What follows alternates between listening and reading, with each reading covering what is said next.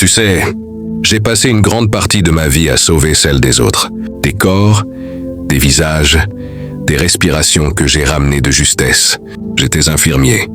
Ce mot sonnait comme une promesse, un engagement envers la vie, envers l'humain. J'avais l'habitude de courir dans les couloirs d'hôpitaux, de sentir le désinfectant sur mes mains, d'entendre les cris, les prières, les remerciements. Et puis un jour, sans prévenir, tout ça s'est arrêté. La dépression, c'est comme une ombre silencieuse qui te suit partout. Tu crois que tu vas t'en débarrasser en travaillant plus, en souriant, en te disant que c'est juste la fatigue. Mais non, un matin tu te lèves et le poids devient trop lourd. Tu ne veux plus aller travailler, plus parler, plus soigner, et tout s'effondre. Les collègues s'éloignent. La direction te regarde autrement. Les gens évitent ton regard. Et quand on te dit que tu n'es plus apte, tu comprends que dans ce monde, même les soignants peuvent être mis au rebut. J'ai sauvé des vies, mais personne n'a voulu sauver la mienne. Alors j'ai marché. Un sac, quelques affaires et beaucoup de silence. La rue ne t'accueille pas. Elle t'observe d'abord, elle t'éprouve. Elle te dépouille de tout ce que tu croyais être. Ton titre, ton rôle, ton confort, elle te laisse nu face à toi-même. Et là, tu apprends. Tu apprends la différence entre exister et vivre. Tu apprends que les regards te jugent avant même de t'avoir écouté. Tu apprends que le mot humain est parfois plus lourd à porter que le froid. Mais tu sais ce que je n'ai jamais perdu? Mes mains. Elles tremblent parfois, mais elles se souviennent. Elles savent encore panser une plaie, soulager une douleur, essuyer une larme. Si tu veux m'aider, ne me donne pas d'argent. Donne un sourire à quelqu'un d'autre demain. Aide sans attendre. Sois cette main tendue que le monde oublie trop souvent. Parce que les discours, c'est du vent. Les actes, eux, laissent des traces. Moi, je ne parle plus beaucoup, j'agis. Chaque pansement posé, chaque regard échangé, c'est ma manière de dire « je suis encore vivant ». Tu sais, il y a quelque chose de beau dans la rue aussi. Les couchers de soleil qu'on regarde ensemble. Les partages silencieux autour d'un feu improvisé. Les fous rires sans raison. C'est fragile, mais c'est vrai. Et c'est dans cette vérité-là que je trouve encore la paix. J'ai appris que le silence est parfois plus fort qu'un sermon. Parce qu'il ne ment pas. Il ne cherche pas à convaincre. Il montre simplement. Et c'est ce que j'essaye de faire. Montrer par mes gestes que l'amour existe encore. Alors oui, je suis un sans-abri. Mais je suis aussi un soignant. Et tant que j'aurai mes mains, tant que j'aurai un souffle, je continuerai. Si mes mots te touchent, fais quelque chose de simple. Abonne-toi, partage, laisse un commentaire pour dire d'où tu regardes. Pas pour les vues, mais pour que cette histoire fasse écho. Pour que d'autres sachent qu'on peut tout perdre, sauf l'humanité. Parce que moi, je crois encore à cette phrase que je me répète chaque soir. Les vrais soins ne viennent pas des hôpitaux, ils viennent du cœur.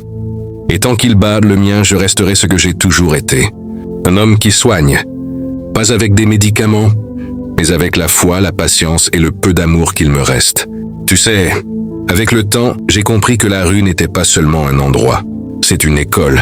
Pas une école qui t'apprend à lire ou à écrire, mais une école qui t'apprend à comprendre la vie, les gens, et surtout toi-même. Au début, j'étais en colère. Contre le monde, contre le système, contre moi. Je pensais que j'avais échoué, que ma chute était une punition. Mais la vérité, c'est que ce n'était pas une punition, c'était une leçon. La rue t'apprend la patience. Elle t'enseigne la lenteur. Quand tu n'as rien, chaque geste devient important. Boire un café chaud, trouver un coin sec, partager un morceau de pain, tout devient une victoire. Et c'est là que tu découvres la valeur réelle des choses. Avant, dans les hôpitaux, on courait toujours. On voulait sauver vite, guérir vite, faire vite. Ici, j'ai appris à respirer, à observer avant d'agir, à écouter avant de répondre. Un jour, une femme est venue vers moi. Elle tremblait. Elle m'a dit « Je crois que je vais mourir ici. » Je n'avais rien pour elle à part mes mains. Alors je l'ai juste prise dans mes bras. Je n'ai pas parlé. Je l'ai laissée pleurer. Et tu sais quoi? Parfois, le simple fait d'être là, c'est déjà une forme de soin. Les gens croient que guérir, c'est effacer la douleur. Mais non. Alors j'ai recommencé à soigner. Pas dans un hôpital, non. Ici, dans la rue. Avec rien. Un peu de coton, un bout de savon, un regard sincère. Je soigne les oubliés, les cassés, les fatigués. Parce que même dans la misère, il reste de la place pour la compassion. Les gens croient que dans la rue, on perd tout. Mais parfois, c'est là qu'on retrouve ce qu'on avait oublié. La vérité. La vraie bonté ne cherche pas de reconnaissance. Elle agit dans le silence, sans témoin, sans caméra, sans phrase écrite. Tu veux que je te dise? Les mots, c'est facile. Tout le monde parle de respect, de solidarité, d'amour. Mais quand il faut agir, il n'y a plus grand monde. Moi, j'ai choisi de continuer à agir, même quand plus personne ne me regarde. Chaque fois que je désinfecte une blessure, je sens encore ce même élan qu'autrefois. Ce geste qui dit « tu comptes encore ». Et c'est ça, le vrai soin. Pas les perfusions, pas les gants, pas les blouses blanches, mais ce regard qui dit à l'autre « tu existes ». Il y a des soirs où je m'assois et je repense à tout ça, à mes anciens patients, au sourire, aux petites victoires. Et je me dis « le monde oublie vite, mais le cœur, lui, se souvient ». Je ne suis pas amer. Non, je ne veux pas l'être. Parce que la colère, ça ronge plus fort que le froid. Je préfère garder l'amour, même s'il fait mal. Parce que c'est lui qui me tient debout. Tu vois, dans la rue, on n'a plus besoin de grandes théories. On comprend que la vie, c'est un échange d'actes. Les paroles réchauffent un instant. Les gestes, eux, sauvent. Un jour, un jeune sans-abri m'a dit « Pourquoi tu nous aides encore? Tu n'as rien, toi non plus. » Et je lui ai répondu « Parce que quand on arrête d'aider, on meurt un peu chaque jour. » C'est ça ma vérité. Je n'ai plus de toi, mais j'ai encore un but. Je n'ai plus de salaire, mais j'ai encore ma conscience. Et ça, c'est une richesse que même la rue ne peut pas m'enlever. Parfois, je m'occupe d'un homme qui tousse toute la nuit, ou d'une femme qui cache ses plaies sous un vieux manteau. Je ne guéris pas les corps, je les apaise. Et souvent, c'est tout ce qu'il faut. Ceux qui passent ne voient pas ça. Ils voient un sans-abri accroupi, des bandages sales, un homme qui parle seul. Ils ne savent pas que derrière ce silence, il y a un ancien infirmier qui continue de servir.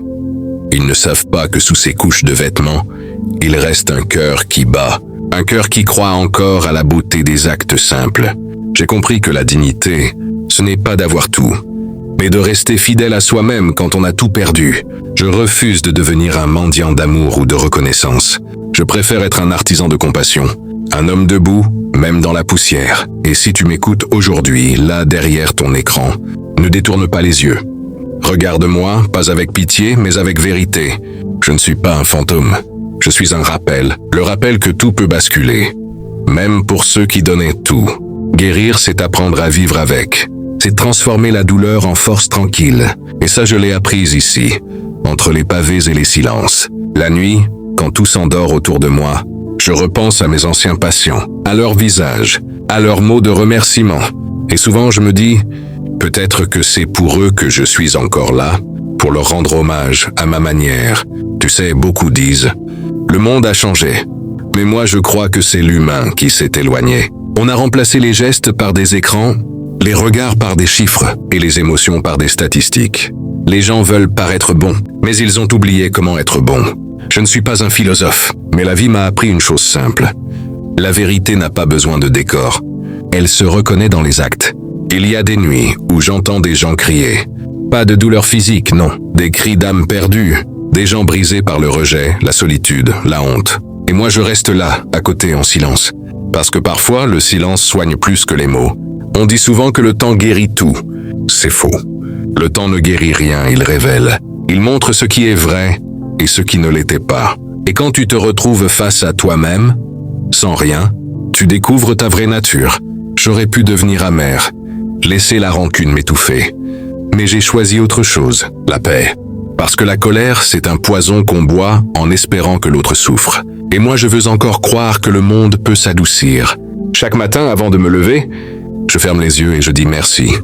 Pas pour ce que j'ai, mais pour ce que je ressens encore. Parce que sentir, c'est déjà être vivant. J'ai compris que la dignité ne s'attache pas à la richesse, mais au regard que tu poses sur toi-même. La rue ne m'a pas enlevé ma dignité. Elle me l'a redonnée. Parce qu'ici, il faut se battre pour chaque geste simple. Et chaque geste devient une preuve d'existence. Je me souviens d'un vieux monsieur, un ancien ouvrier, qui vivait non loin d'ici. Un soir, il est tombé malade. Personne ne voulait s'approcher. Moi, je suis allé vers lui. J'ai nettoyé sa plaie. J'ai trouvé de quoi le couvrir. Et il m'a regardé avec un sourire que je n'oublierai jamais. Il m'a dit « Tu vois, tu n'as pas besoin d'hôpital pour faire du bien. » Et il avait raison. Parce que le soin, ce n'est pas un métier. C'est une manière d'aimer. Et aimer, c'est ce qu'il me reste. Alors je continue. Chaque jour, je fais ce que je peux, avec ce que j'ai. Pas pour être vu, pas pour être félicité, mais pour ne pas laisser la lumière s'éteindre. Tu sais, parfois, je vois des passants baisser les yeux en me croisant. Je ne leur en veux pas. Je comprends.